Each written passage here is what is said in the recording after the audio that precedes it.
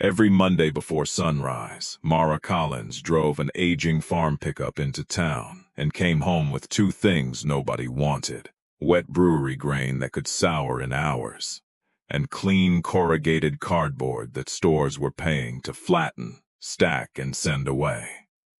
Her family's 48 acres in the hills of southwestern Virginia had missed its income target 3 years in a row. Her father saw a truck bed full of other people's disposal problems. Mara saw two materials that failed for opposite reasons. One was too wet and rich to sit still.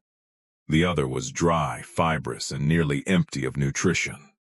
If she could make them behave together, she thought she might be able to grow a crop inside a building the farm had not used in 20 years. The first time she tried, almost everything turned green with mold.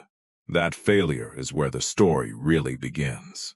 The Collins farm sat outside a small community south of the Blue Ridge Parkway, where roads folded around ridges and creek bottoms, and a straight field was something people talked about with envy. 48 acres sounded like a decent farm until you looked at the map. Much of it was slope, some was woods. A few bottom acres along the creek could grow vegetables in a good year, but they stayed wet in spring and baked hard in late summer. The family kept a small beef herd, cut hay, and sold produce when the weather cooperated. None of those enterprises was large enough to carry the place by itself. Mara's grandfather had bought the farm in the late 1960s. Her father, Eli, had grown up there, taken it over in his 20s, and spent most of his adult life combining small margins until they looked like a living. He was not sentimental about farming. He liked it, but he also knew what diesel cost. He knew how many bales he could get from the North Slope in a dry June. He knew which calves gained weight efficiently and which ones ate like they had a personal grudge against his feed bill. He knew that a farm could look peaceful from the road, while every piece of it was arguing with cash flow. By 2014, Eli was 57. He had survived cattle cycles, fertilizer spikes, a tractor transmission that failed at exactly the wrong time, and more weather than he cared to remember. He trusted things he could count. He distrusted ideas that arrived with a new vocabulary. Mara, at 24, had returned home with exactly that problem. She had grown up feeding calves, pulling irrigation line, and packing tomatoes before dawn for Saturday markets. Then she spent 4 years studying agricultural systems in Blacksburg, where she learned to look at a farm less as a list of enterprises and more as a movement of materials. Water came in and went somewhere. Nutrients came in and went somewhere. Packaging, heat, labor, fuel, feed, spoilt produce, manure, sawdust, boxes, wash water, trimmings. Every business had streams moving through it. Some streams had value. Some had a disposal fee. Some changed categories only because no one nearby had found a use for them. During her last year at school, Mara worked part-time on a campus waste audit. It was not glamorous. Most days she stood beside carts, scales, and bins, recording what kitchens and small food businesses threw away. That was where she learned something she could not stop seeing afterward. Waste was often not one bad material. It was the wrong material in the wrong place, at the wrong moisture, in the wrong quantity, at the wrong time. A week after she came home, Mara took a temporary delivery job for a bakery in town while she decided what to do next. One of the bakery's wholesale customers shared an alley with a small brewery. On a Monday morning, she watched 2 brewery workers roll heavy food-grade tubs toward the back door. Steam still lifted from the grain. The brewer had extracted the sugars he wanted. What remained was wet barley and other grain solids. Local cattle owners sometimes picked it up for feed, but pickup was irregular. When nobody came quickly enough, the material heated, soured, and became a problem. At the loading dock on the other side of the alley, employees from an appliance store were wrestling flattened brown boxes into a metal cage. Mara stood there for a moment, looking from one pile to the other. Wet, nutrient-rich organic material that spoiled too fast. Dry cellulosic material that held structure but offered little by itself. She wrote 3 words on the back of a delivery invoice: oyster mushroom substrate. She did not believe she had discovered a miracle. Oyster mushrooms had been grown on all kinds of plant fiber for a long time: straw, hardwood byproducts, paper, cardboard, crop residues. Spent brewery grain had also been tested as a supplement in different growing systems because it still carried protein and nutrients after brewing. The problem was not whether fungi could use those materials. The problem was whether Mara could turn 2 inconsistent local waste streams into a repeatable farm process without creating a contamination factory. That distinction mattered. She spent the next 6 weeks reading extension material, cultivation manuals, and research summaries. She called a mushroom grower 2 counties away and paid for an afternoon of his time. He did not give her a secret formula. He gave her something more useful. He told her what could go wrong. Spent grain was heavy with moisture and microbial life. Hold it warm too long, and something else would begin eating it before the oyster mushroom mycelium ever had a chance. Add too much, and a substrate that looked rich on paper could become unstable in practice. Cardboard had to be plain, clean, unwaxed, stripped of tape and plastic, and hydrated evenly. The whole mixture still had to be heat-treated and handled cleanly. Free ingredients, he told her, did not mean a free process. Mara wrote that sentence at the top of a new notebook. On the farm stood an old poultry brooder house built in 1976. Eli's father had raised chicks there for several years before the family moved out of poultry. The building was long, low, and ugly, with a concrete floor, washable walls in some sections, and enough electrical service to run lights and fans. For 2 decades it had stored fencing supplies, broken gates, baler parts, buckets nobody needed, and every other object Eli had decided might someday become useful. Mara measured it twice. Then she brought her father inside. "I want this building," she said. Eli looked down the length of it. "For what?" "Mushrooms." He looked at her. Then he looked at the old brooder house again. "In here." "I don't need the whole thing yet." "On what?" "Brewery grain and clean cardboard to start. Maybe some hardwood fiber if I need more structure." Eli rubbed a thumb along his jaw. "You're going to grow mushrooms on beer leftovers and refrigerator boxes." "That's the crude version. It's the version I understand." Mara opened the notebook. She had estimated her pilot cost at a little under $2,000 if she salvaged shelving, bought used humidification equipment, and did most of the work herself. The largest recurring cost would not be substrate. It would be spawn, bags, heat treatment, utilities, and labor. She showed him local restaurant prices for fresh oyster mushrooms. She showed him the number of pounds she would need to sell each week to cover the pilot's direct costs. She showed him 3 breweries and 4 stores that had already said she could take material if she hauled it herself. Eli listened. When she finished, he pointed at the total cost. "You have that? Most of it. Meaning?" "I have 1,700, and the rest, there's a county diversification grant." Eli gave a short breath through his nose. "Then get the grant before you tear apart my building." It sounded like permission, and Mara took it that way. The county's Small Farm Diversification Committee met in a room above the Agricultural Services Office once a month.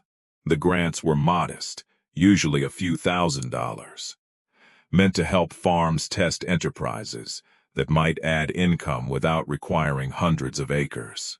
Mara arrived with a 1-page budget, photographs of the empty brooder house, letters from 2 restaurants willing to sample product, and notes from the businesses offering waste material. The committee listened politely. Then Calvin Pike leaned back in his chair. Pike was 62, a cattle farmer, former feed dealer, and the longest-serving member of the committee. He was not hostile to young farmers. He had spent years helping neighbors find hay during droughts and lending equipment when somebody broke down. But he believed a diversification project should look like farming as he understood it. High tunnels made sense. Berry plantings made sense. A freezer for direct market beef made sense. Mushrooms grown indoors on brewery residue and cardboard sounded, to him, like a laboratory hobby asking to be financed as agriculture.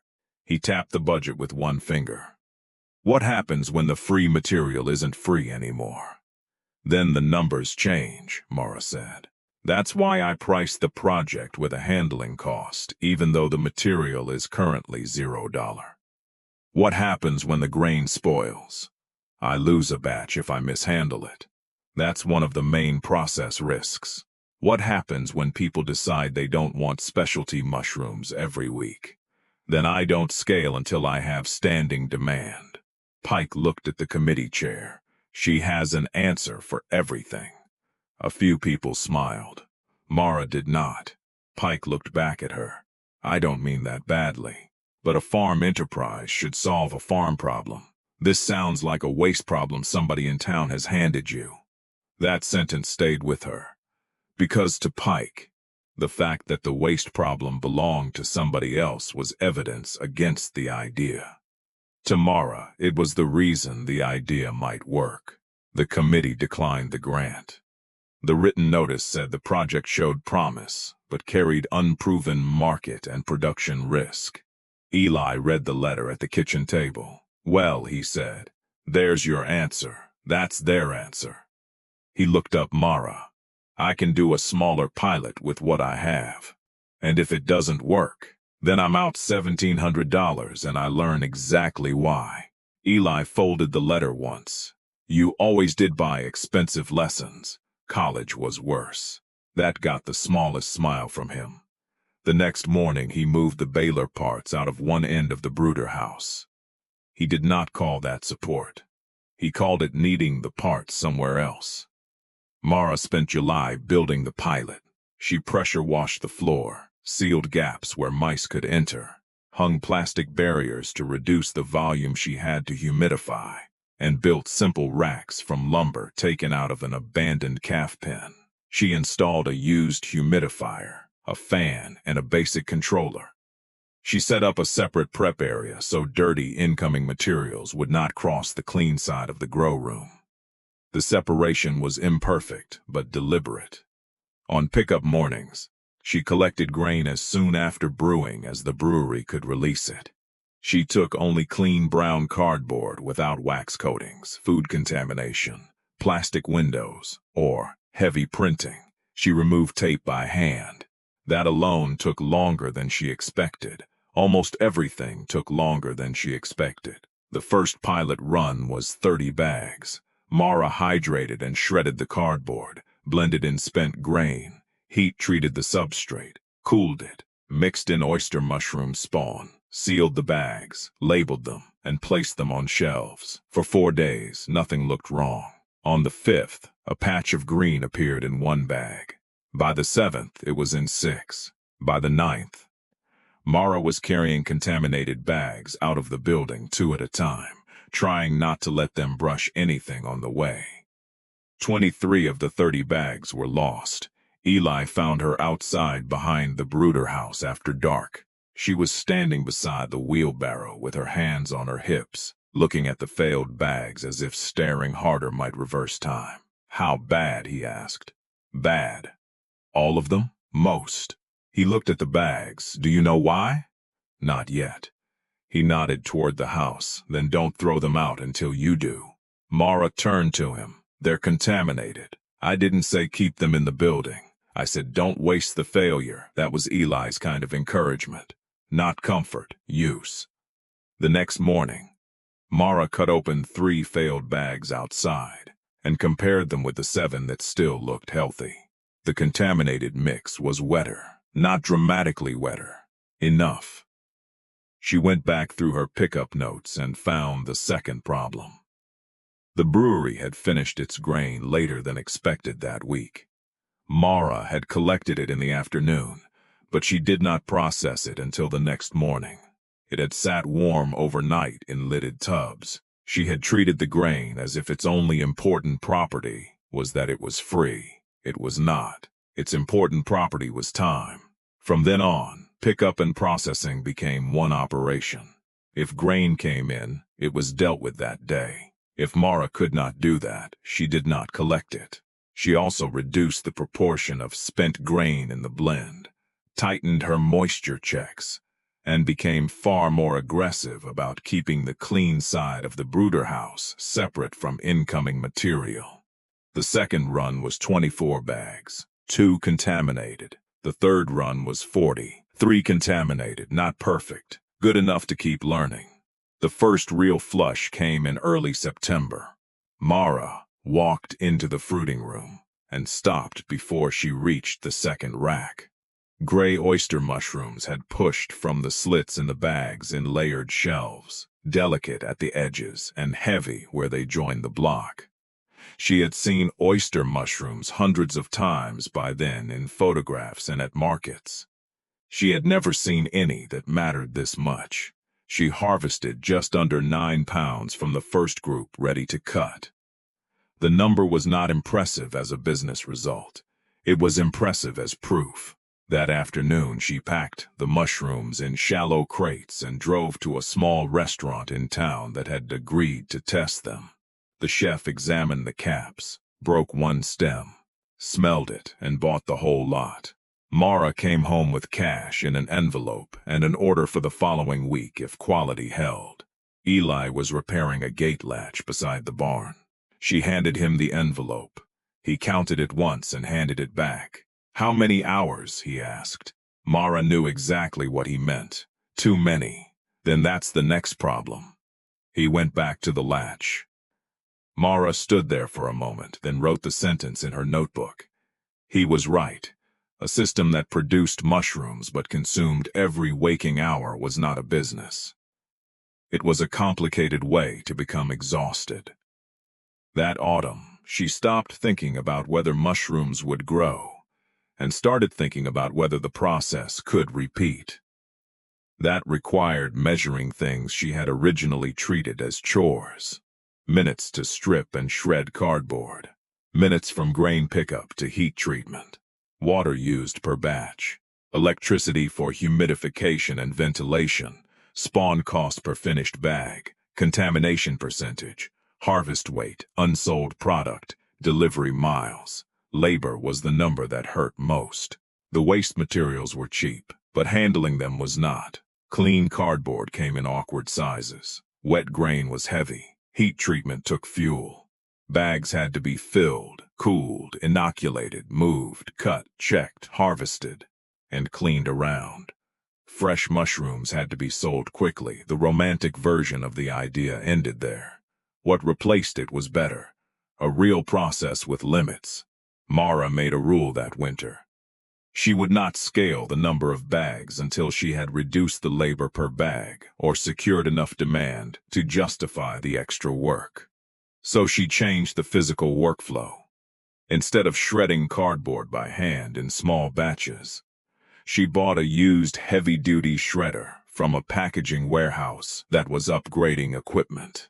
Eli rebuilt a feed cart so she could move wet substrate without carrying buckets. Mara mounted a washable table beside the prep area and arranged the process so incoming material moved in one direction, from dirty to treated to clean. Her mother, Renee, began helping one morning a week with harvest and packing. Renee had managed the farm's produce stand for years and had no interest in pretending every new enterprise was brilliant. Her first contribution was to tell Mara that the packaging looked terrible. "People are paying restaurant prices," she said. "Stop handing them mushrooms in something that looks like you found it under the sink." Mara changed the packaging. Sales improved. By the spring of 2015, she had 4 regular restaurant customers, a Saturday farmers market table, and a standing arrangement with 2 breweries and 3 stores. She was still small enough that one bad week mattered. In March, a ventilation fan failed while she was away on a delivery run. The fruiting room did not collapse, but stems elongated and quality dropped across a full section of bags. She sold part of the harvest at a discount and lost the rest. She added an alarm and a backup fan. In June, one brewery changed its production schedule and suddenly offered grain on a day Mara could not process it. Instead of bending the whole farm around the free material, she declined the pickup. That was harder than it sounds.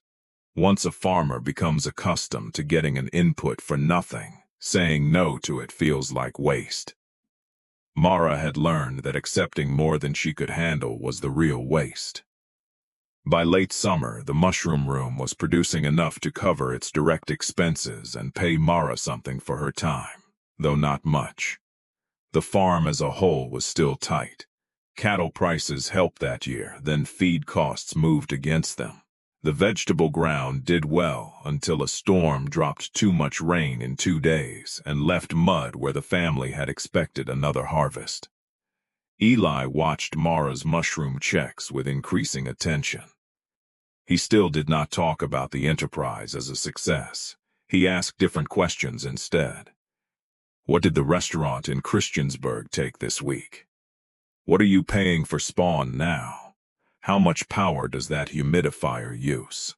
If that brewery quits, how many weeks of material do you lose? Mara answered when she knew. When she did not, she wrote the question down. One morning in October, she came into the brooder house and found Eli standing beside the racks with her harvest scale. "What are you doing?" she asked, checking something. "What? You said that upper shelf dries faster." He pointed to the fan. "Air's hitting it first." Mara looked at him. "You've been thinking about mushroom airflow? I've been thinking about why you're getting less weight where you're getting less humidity. That's mushroom airflow. Don't get excited." He moved the fan. The next cycle, yield on that rack improved. Mara did not put her father's name beside the change in the notebook. She wanted to. Instead, she wrote, "Airflow adjustment, West Rack." By then, Calvin Pike had heard that the rejected mushroom project had not died. He ran into Mara after a winter livestock meeting and asked how the beer box experiment was going. There was a smile in the question. Mara told him it was paying its own bills. "That's good," he said.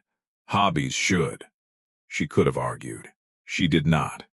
The operation was not yet large enough to win the argument she cared about, so she kept records. In 2016, Mara made the first change that turned the project from a side enterprise into a small commercial operation. A regional food hub that supplied restaurants and independent groceries had started buying specialty mushrooms from 2 growers farther east. One of those growers reduced deliveries unexpectedly, and the food hub's produce manager asked around at farmers markets for another supplier. Mara got a call on a Tuesday. The manager did not ask whether her story was interesting.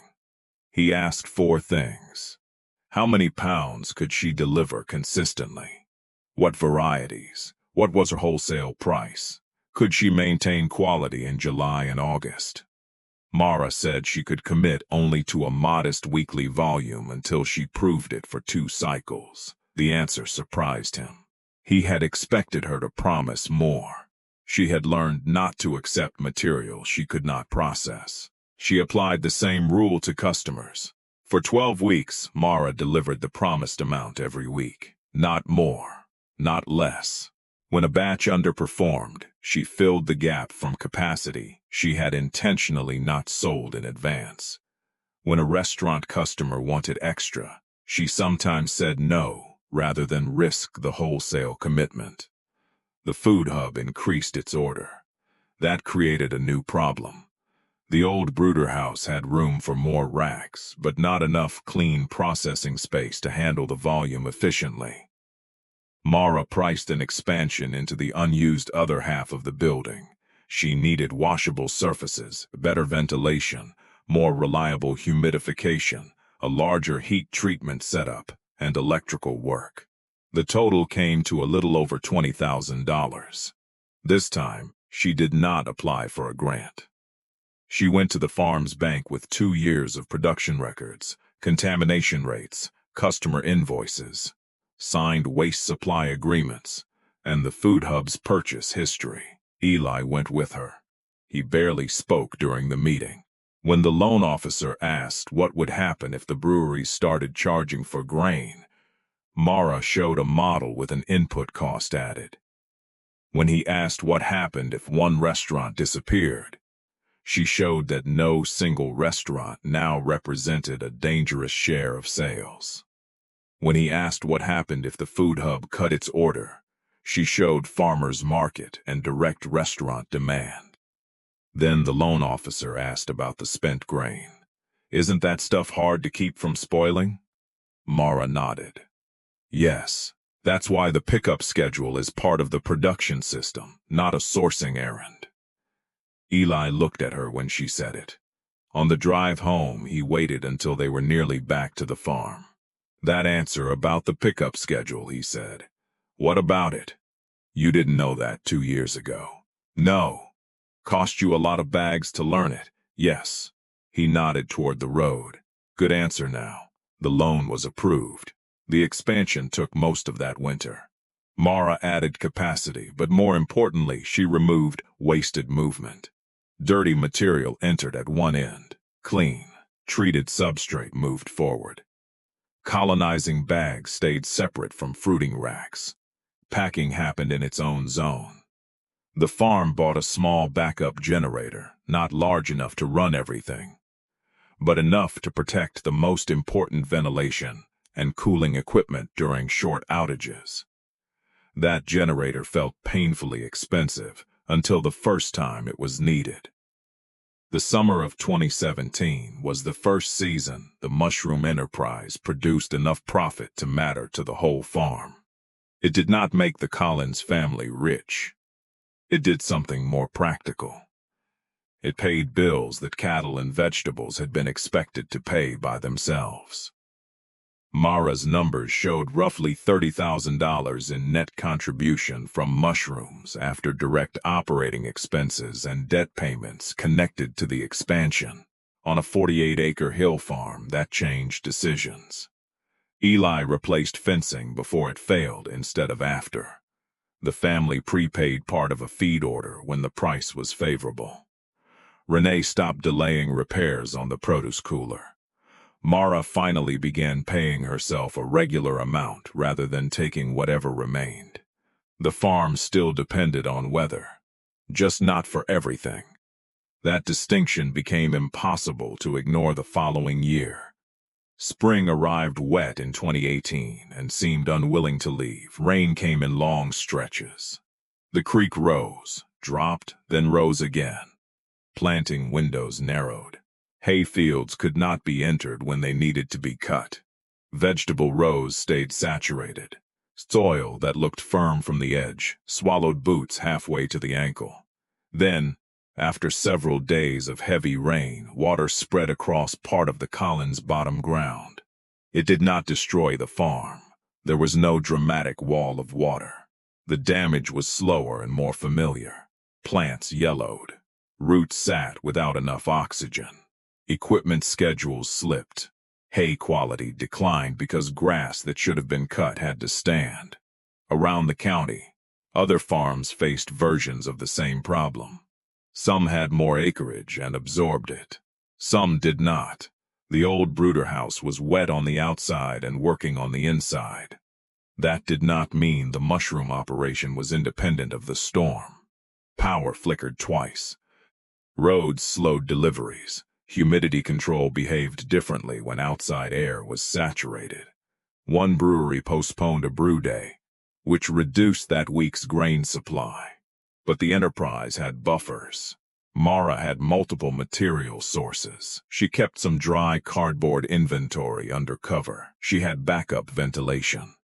She had learned not to promise every pound of theoretical capacity to customers. Most important, her crop did not require a tractor to enter saturated soil. While the bottom field held standing water, Mara and Renee harvested mushrooms on schedule. The food hub truck arrived on Friday. Crates went out. Money came back in. Eli stood in the doorway of the brooder house that afternoon, watching the rain run off the roof. Mara was weighing a crate. "How much did we lose outside?" she asked. "Don't know yet." "Bad. Bad enough." She nodded. He looked at the racks. "How much in here this week?" "Almost none. We may be short next week if the brewery schedule stays off." Eli watched Renee close a crate and slide it toward the cooler. "Different kind of risk," he said. "That's the point." He nodded. Not no risk, different risk. That was the first time Mara heard him describe the mushroom operation in the language she had been trying to explain since 2014. Diversification did not mean finding a second thing that was profitable for the same reasons as the first. It meant finding an enterprise that failed differently. News of the Collins operation spread through the county for a reason Mara found slightly irritating.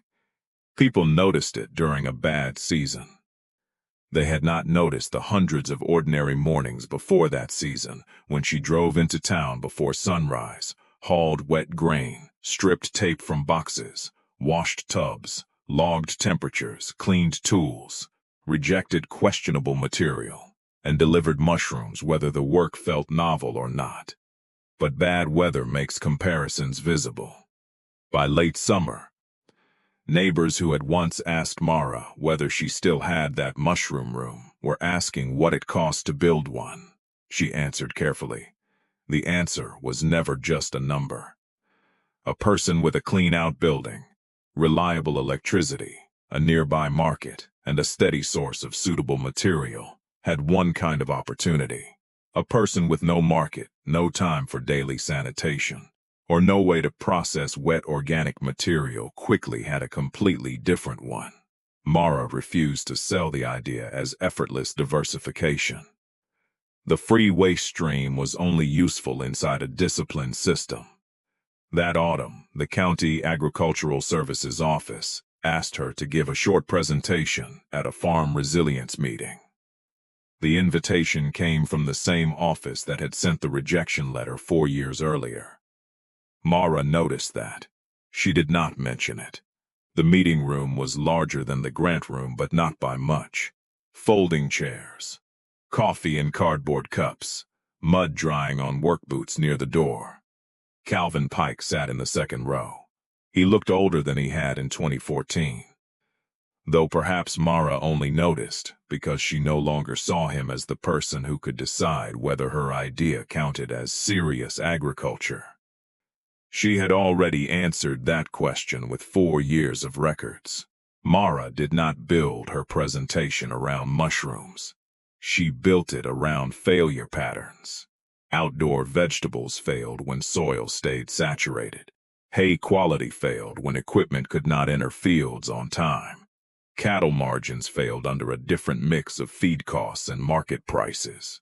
Indoor mushrooms had their own failure points: contamination, power, ventilation, labor, perishable inventory, and inconsistent waste inputs. No enterprise was safe. The value came from not asking every enterprise on a small farm to survive the same conditions in the same way. Then she showed the waste side of the system. Businesses in town had materials they needed moved. Farms had production inputs they normally bought. Sometimes those two facts could be connected. Sometimes they could not. The work was identifying the chemistry, timing, handling, market, and scale that made the connection real. At the end of the presentation, questions came quickly. How much grain could she use? How long could she hold it? Did the cardboard have ink? What happened in winter? Did restaurants pay on time? Could someone do it with shiitake? Could dairy bedding be used? Could a greenhouse use brewery waste heat? Mara answered what she knew. When she did not know, she said so. Calvin Pike raised his hand last.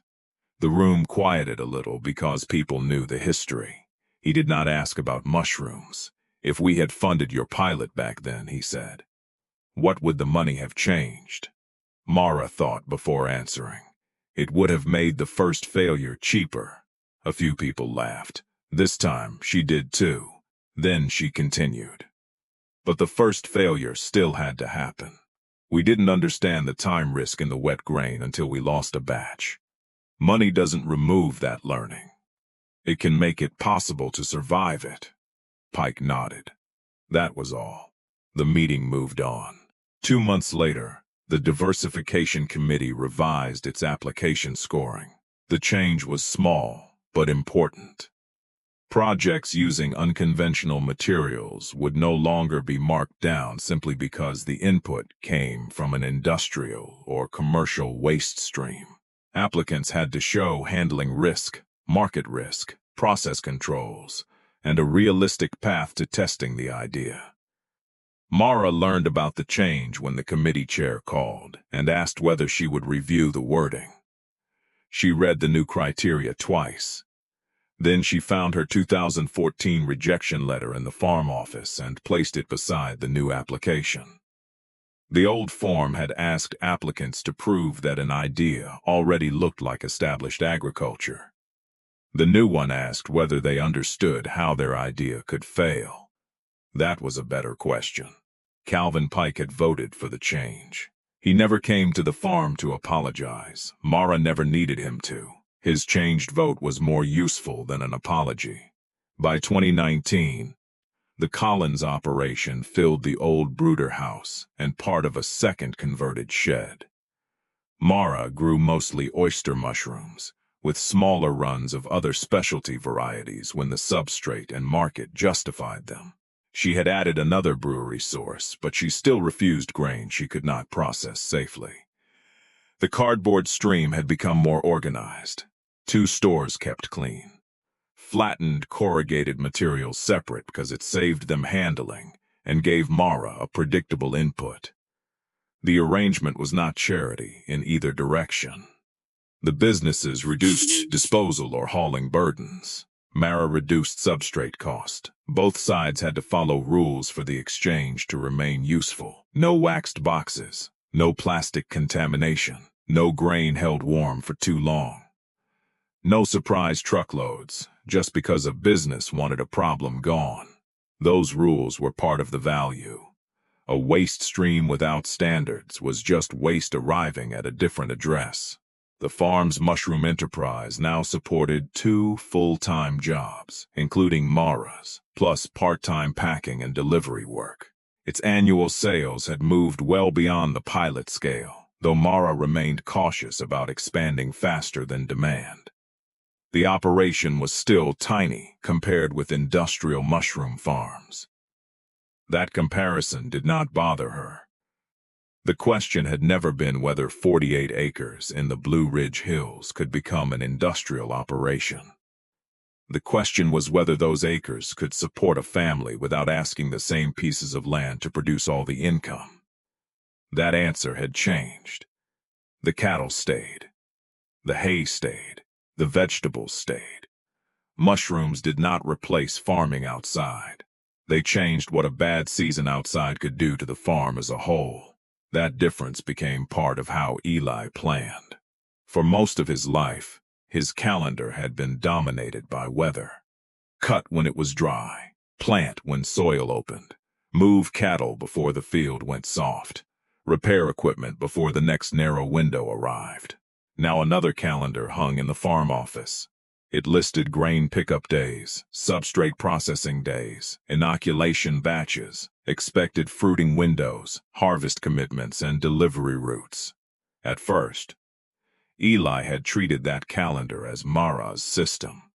By 2019, he checked it before scheduling his own trips into town. If he was going near a brewery on pickup morning, he brought back the sealed tubs. If cardboard had to be collected, he folded the errand into a feed run. The old farmer who once described the project as mushrooms grown on beer leftovers and refrigerator boxes had become part of the logistics chain. Mara never pointed that out to him. She wanted the behavior more than the admission. The county changed too, though not in the dramatic way stories sometimes claim communities change. There was no mushroom revolution. Most farmers did not convert buildings. Most waste streams did not become valuable inputs. Some experiments failed exactly because the materials were too inconsistent, the market too small, or the labor too expensive. But people began asking different questions. A vegetable grower tested a small brewer's grain compost blend, then abandoned it when the hauling and moisture did not make sense at his scale. A small sheep operation partnered with a wood shop to use planer shavings for bedding, but only after separating treated wood from clean material.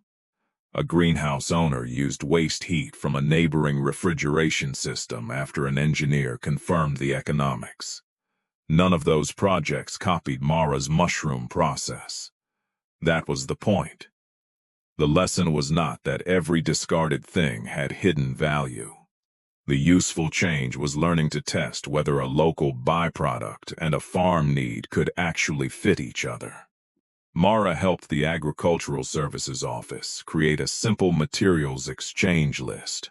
Businesses could post clean, consistent byproducts they wanted to move. Farmers could list material needs. The office did not certify that a match was safe or profitable. It only made the streams visible. Some listings sat unanswered. Some disappeared within a day. Mara liked that. A system did not have to turn every waste stream into a success story to be worth having. It only had to make useful matches easier to see.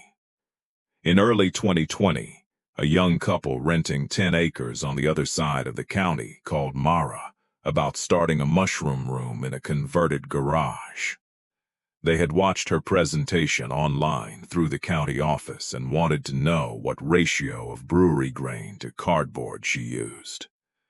Mara did not give them a magic number.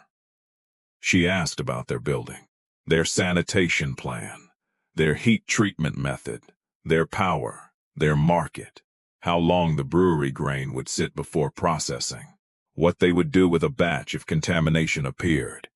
After 20 minutes, the caller laughed. "I thought I was asking about ingredients." "You were," Mara said. "The schedule is one of the ingredients." That line eventually made its way onto a whiteboard in the prep room, mostly because Renee heard it and thought Mara sounded annoyingly pleased with herself. Then came another reminder that controlled agriculture did not mean controlled life. The restaurant market contracted sharply that spring. Orders disappeared or became uncertain. The food hub shifted what it could. Farmers' markets changed operations. For several weeks, the problem facing the mushroom room was no longer production. It was where the crop could go. Mara reduced inoculation immediately. That hurt. She had spent years training herself to build capacity, and now the correct decision was to use less of it. She worked with the food hub to redirect some volume toward retail boxes and small grocers. She sold less to restaurants and more in smaller consumer packs. Some mushrooms were dried rather than sold fresh. She cut labor hours where she had to. The enterprise remained viable, but the year broke another comforting story about diversification. Growing indoors protected Mara from saturated soil. It did not protect her from a market shock. The farm still needed multiple customers, adjustable production, cached discipline, and a willingness to shrink before pride turned inventory into waste. That experience changed the way Mara taught the system afterward. She stopped using the phrase weatherproof even casually. Nothing on a farm was proof against the world. The value was in separating risks. Some risks came from rain, some from biology, some from electricity, some from labor, some from buyers. A farm became more resilient when one bad condition did not strike every income stream at the same point. By the time Eli turned 65, the old brooder house had been in agricultural use twice. First for chicks, then, decades later, for fungi. The building itself became a quiet argument against the way people talked about obsolete farm infrastructure. A structure did not have to return to its original purpose to become useful again. It needed a new process that fit its physical limits. The same was true of the materials moving through it. Cardboard did not become valuable because Mara declared it valuable. Spent grain did not become valuable because the brewery wanted it gone. They became useful only after she built a system strict enough to reject bad material, fast enough to handle unstable material, clean enough to control contamination, and connected enough to a market that would pay for the crop. That system was the part people had missed when they first heard the idea. They heard free ingredients. The first moldy bags taught Mara that the expensive part was control, timing, moisture, labor, sanitation, demand, and the discipline to refuse material or orders the farm could not handle. Years after the county rejected her pilot, the Collins farm still sent cattle to market. It still cut hay. It still planted vegetables on the bottom ground when spring allowed it. And before sunrise on certain weekdays, a pickup still came back from town carrying sealed tubs from breweries and stacks of clean brown corrugated cardboard. Inside the old poultry house, those materials moved through a process that had been measured, failed, rebuilt, financed, limited, and measured again. Later, refrigerated crates left the farm in the opposite direction. By then, no one at the Collins place called the incoming load trash anymore.